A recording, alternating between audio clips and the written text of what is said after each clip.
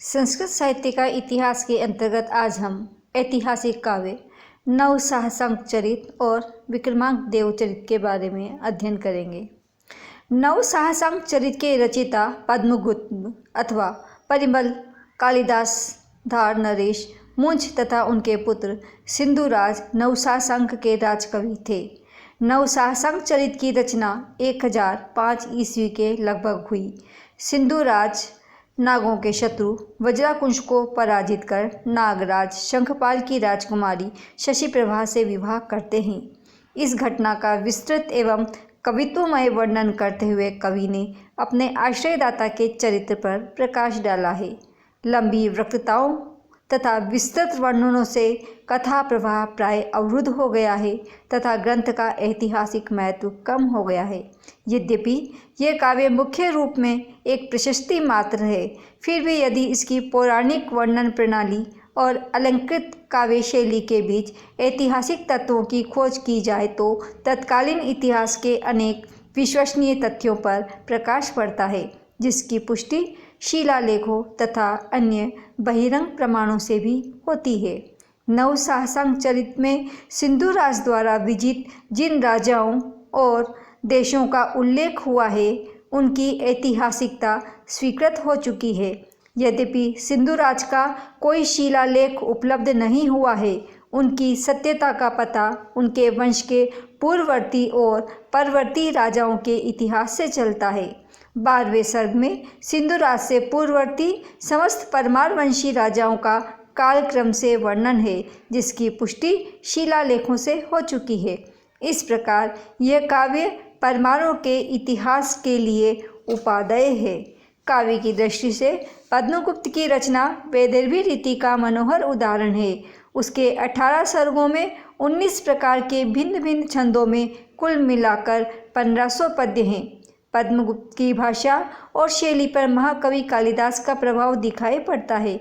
उनके पद्यों का स्वर माधुर्य तथा उनका वर्णन कौशल प्रशंसनीय है। राजा की काली तलवार से शुभ्र यश की उत्पत्ति का वर्णन बड़ा ही दर्शनीय है।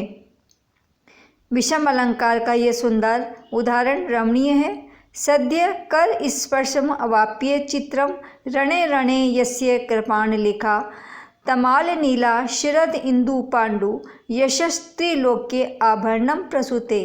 भोज के सरस्वती कंठाभरण, क्षेमेंद्र की औचित्य विचार चर्चा, मम्मट के काव्य प्रकाश तथा वर्धमान के गणरत्न महोदधिनी में पद्मगुप्त का उल्लेख हुआ है। कवि विल्हण विक्रमांक देव चरितम। विक्रमांक देव चरितम नामक एक और ऐतिहासिक महाकाव्य की उपलब्धि गौड़वहों के साथ ही हुई थी। इसकी रचना कश्मीरी कवि विल्हण ने 1085 ईस्वी के लगभग की। अपने काव्य के 10वें सर्ग में उन्होंने अपना जीवन वृत्त दिया है। उनका जन्म कश्मीर की तत्कालीन राजधानी प्रवरपुर के पास खोनमुख ग्राम में एक ब्राह्मण परिवार में हुआ था। विल्हण के पिता का नाम ज्येष्ठ कलश और माता का नाम नागा देवी था। विद्याभ्यास की समाप्ति पर वे पर्यटन के लिए निकल पड़े। मथुरा, कन्नौज, प्रयाग, काशी, अनहिलवाड़ा आदि स्थानों में होते हुए वे अंत में कल्याण के चालुक्य राजा छठे विक्रमादित्य की राजसभा में पहुँचे।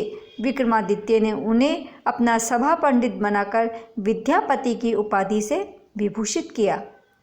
विक्रमांक देव चरित में 18 सर्गों में चालुक्य वंशी राजा विक्रमादित्य का चरित्र वर्णित है। इसमें उनके पिता अहोमल की मृत्यु, राजकुमारी चंद्रलेखा से विवाह, उनके 2 भाइयों तथा चोलों की पराजय आदि घटनाओं का कवित्वमय वर्णन किया गया है। प्राचीन भारत के ऐतिहासिक ग्रंथों में कल्हण की रास तरंगिणी और बाण के हर्षचरित के पश्चात विक्रमांक देव चरित ही विशेष रूप से उल्लेखनीय है। कल्याण के चालुक्य वंशी राजाओं के जो शिलालेख प्राप्त हुए हैं, उनसे विल्हण द्वारा वर्णित घटनाओं की पुष्टि होती है। दक्षिण भारत की तत्कालीन राजनीतिक स्थिति का विशद परिचय विल्हण की कृति में उपलब्ध होता है। चोलों और चालुक्यों के पारस्परिक संबंधों का तथा दक्षिण के तत्कालीन राज्यों के विस्तार का भी अच्छा परिचय प्राप्त हो जाता है। विल्हन ने अपने देशाटन का जो रोचक वर्णन किया है उससे उस समय के भारतीय सामाजिक अवस्था पर पर्याप्त प्रकाश पड़ता है। हाँ, कहीं कहीं कवि ने अपने चरित्र नायक का अतिरंजित चित्रण अवश्य किया है। स्थल स्थल पर पौराणिक और अलौकिक प्रसंगों के उल्लेख से काव्य का ऐतिहासिक महत्व कुछ कम हो गया है। घटनाओं की तिथियां भी ज़्यादा सूचित नहीं की गई है। कवित्व की दृष्टि से विल्हन की कृति रमणीय है। उसका मुख्य लक्ष्य काव्य सौंदर्य का चमत्कार उत्पन्न करना प्रतीत होता है। ऐतिहासिक विश्लेषण गौण है। सच पूछिए तो विल्हन ने काव्य प्रतिभा की सुकुमार शिलाका से इतिहास की कठोर शिला को भेदने का कठिन प्रयास किया है। विल्हन स्वयं कहते हैं कि मोती को भेदने वाली सुई टाकी का काम कैसे कर सकती है। न मौक्तिक छिद्रकारी शिलाका प्रगल्भते कर्मणि टंकी काया। विल्हन ने सरल और प्रसादपूर्ण वैदर्भी शैली को अपनाया है।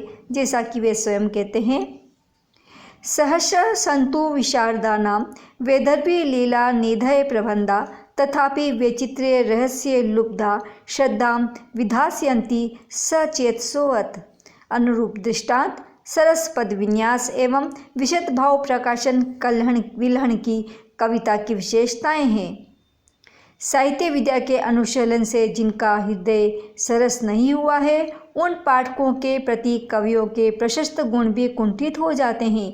कहीं रमणियों के सूखे केश कलाप अंगूर के सुगंधित धूप से सुवासित हो सकते हैं। जैसे कि ये उदाहरण दर्शनीय है।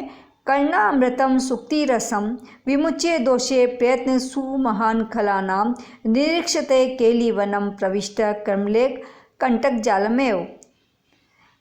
अर्थात खलजन कानों में अमृत घोलने वाली सुक्तियों के रस माधुर्य को छोड़ केवल दोषों को ही ढूंढ निकालने की भरपूर कोशिश करते हैं।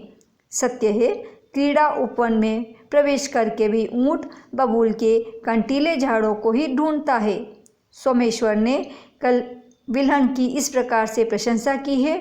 विल्हणस्य कवे प्राप्त प्रसादेव सरस्वती नियते जातु कालुष्यम दुर्जनन न धनेरपि। धन्यवाद।